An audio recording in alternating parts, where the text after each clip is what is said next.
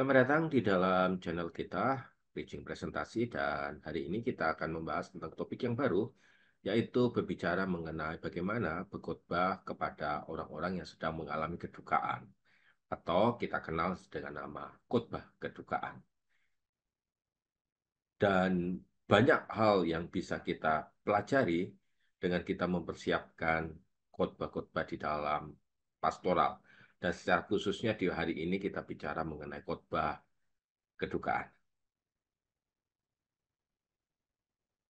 Di bagian yang pertama video kita, kita akan membahas mengenai definisi mengenai khotbah kedukaan. Khotbah kedukaan, Bapak Ibu Saudara-saudari atau rekan-rekan hamba Tuhan, adalah sebuah kegiatan yang bertujuan untuk mengurangi kedua citaan dan memberi kebalikan yang diperlukan di dalam hidup.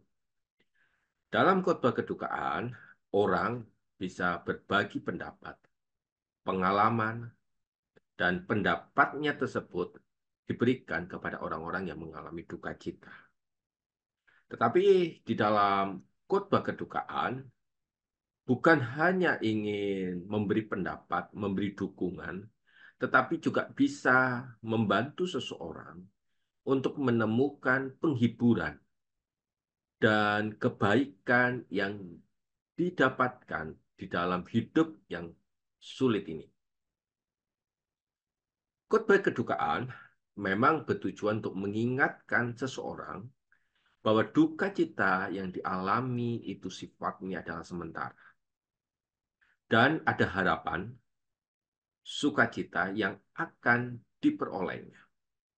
Oleh sebab itu di dalam setiap kita berkhotbah di tengah-tengah kedukaan, kita harus memahami tujuan ini untuk membuat orang yang sedang mengalami kedukacitaan itu mengenal kebaikan dan membuat keputusan-keputusan yang lebih baik di dalam hidupnya bagi orang yang sedang mengalami kedukaan. Tetapi juga merupakan sebuah pengingat kepada kita semua, orang-orang yang tidak mengalami kedukaan, bahwa hal itu, kedukacitaan itu, bisa diperoleh, bisa kita dapatkan. Artinya kita pasti akan mendapatkannya, mendapatkan kedukaan yang sama. Hanya nunggu waktunya saja. Oleh sebab itu di dalam khotbah kedukaan ada beberapa tujuan yang perlu kita perhatikan. Supaya tujuan dalam kita memahami khotbah kedukaan tersebut bisa memberikan penghiburan, harapan, ketenangan kepada orang-orang yang ditinggalkan. Serta menghormati dan mengenang kehidupan dari orang yang sudah meninggal.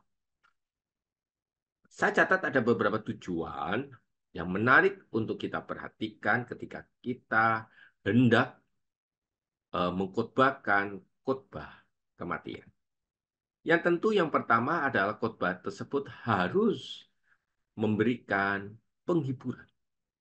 Penghiburan dalam artian tidak harus lucu, tetapi penghiburan dalam artian bahwa khotbah tersebut memberikan harapan kepada keluarga dan teman-teman yang berduka atas kehilangan orang yang mereka cintai. Ini bisa dikaitkan atau bisa kita lakukan dengan mengungkapkan sikap bela sungkawa kita dan menyampaikan pesan-pesan penghiburan yang menawarkan dukungan emosional kepada mereka di dalam kesedihan. Yang kedua, kita harus tahu betul bahwa tujuan khotbah kedukaan adalah mengingatkan akan sebuah harapan. Khotbah kematian juga bertujuan ingin mengingatkan setiap orang yang hadir akan harapan yang ada dalam keyakinan iman kita. Ini bisa termasuk keyakinan akan kehidupan setelah. kematian. Janji-janji yang diberikan oleh Allah dan kepercayaan bahwa orang yang ditinggalkan tersebut memiliki tempat yang layak dan lebih baik. Yang ketiga, tujuan akan khotbah kedukaan ini adalah memberi peringatan bahwa ada kehidupan yang telah lewat, kehidupan yang sementara, kehidupan yang kata orang Jawa bertamu. Salah satu tujuan khotbah dari kematian atau kedukaan adalah ingin mengenal apa yang sudah dilakukan oleh mendiang atau orang yang telah meninggal. Ini dilakukan untuk membagikan semangat, cerita-cerita tentang kehidupan dari kepribadian, prestasi, kontribusi yang bersifat positif kepada mereka semua, kepada orang-orang yang sudah ditinggalkan, kepada orang-orang yang ada di sekelilingnya, pada orang-orang yang mereka kasih. Pasti setiap orang memiliki kontribusi yang positif di dalam hidupnya.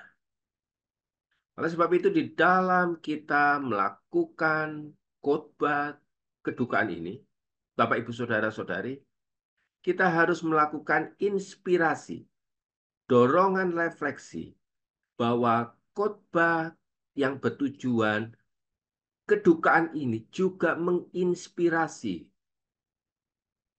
para hadirin untuk merenungkan arti kehidupan, nilai-nilai penting, cara-cara untuk menghargai setiap momen yang diberikan kepada mereka, sebuah kesempatan-kesempatan di mana mereka bisa berbagi, mereka bisa saling mengasihi, saling sayang, saling memberi, saling berjuang untuk sebuah makna kehidupan yang baik.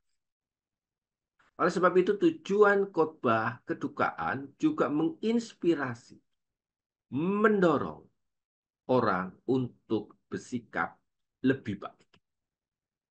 Tentu kita juga harus membawa bahwa tujuan khotbah kedukaan menghubungkan dengan sumber ketenangan yang sejati, yaitu kepada Allah, kepada kepercayaannya, dan kepada komunitas yang mereka sedang tinggal di dunia ini.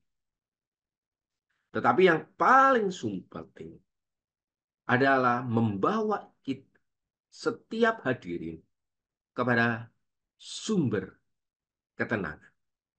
Oleh sebab itu, kematian harus kita ingatkan dan memberi sebuah refleksi, sebuah dorongan, sebuah terobosan bahwa di dalam khotbah kedukaan harus ada khotbah yang bersifat penginjilan. Oleh sebab itu, Bapak, Ibu, Saudara-saudari, rekan-rekan hamba Tuhan, ada baiknya juga kita melakukan apa yang disebut dengan menghormati, menghibur orang-orang yang berduka. Di dalam Allah, di dalam dirinya, ada sebuah penghiburan yang harus kita beritakan, yang harus kita sampaikan. Bukan hanya bersifat kesedihan, bukan hanya bersifat kedukaan saja, tetapi di masa kesedihan dan kedukaan, kita didorong juga sebagai seorang pengkhotbah untuk bisa melewati masa-masa yang sukar. Oleh sebab itu, Bapak, Ibu, Saudara-saudari, khotbah penghiburan juga menjadi sebuah khotbah yang sangat baik untuk membawa setiap para hadirin, para mereka yang masih hidup, untuk memberi makna yang terbaik kepada Allah, kepada Tuhan, kepada sesama, kepada keluarga, dan juga kepada diri mereka sendiri, supaya mereka bisa memberi kontribusi yang lebih baik. Oleh sebab itu, di dalam waktu yang begitu pendek, dalam khotbah kedukaan yang begitu sangat singkat, bukan berarti khotbah kita harus dibiarkan begitu saja mengalir tanpa memiliki konsep-konsep yang jelas. Tetapi sebaliknya, kita harus mempersiapkan diri kita untuk memberi yang terbaik. Karena itulah momen di mana mereka semua berada di masa yang paling rendah, di dalam kehidupan, di dalam kematian, di dalam kedukaan, di dalam kesedihan. Oleh sebab itu, di dalam video-video kita yang akan datang, kiranya pelajaran ini bisa menolong kita semua untuk mendapatkan sebuah pencerahan yang lebih baik, sehingga nama Tuhan ditinggikan, nama Tuhan disanjung, dan nama Tuhan saja yang ditinggikan dan dimuliakan. Kiranya di video kita yang pertama ini tentang pengertian dan tujuan khotbah kedukaan, kita harus pahami bahwa kita bukan hanya menyampaikannya, tetapi ada makna pesan yang Tuhan ingin ajarkan kepada mereka yang masih hidup, yaitu tentang pengharapan, pribadi Allah, dan juga kehidupan yang lebih baik. Kiranya Tuhan memberkati kita semua. Amin.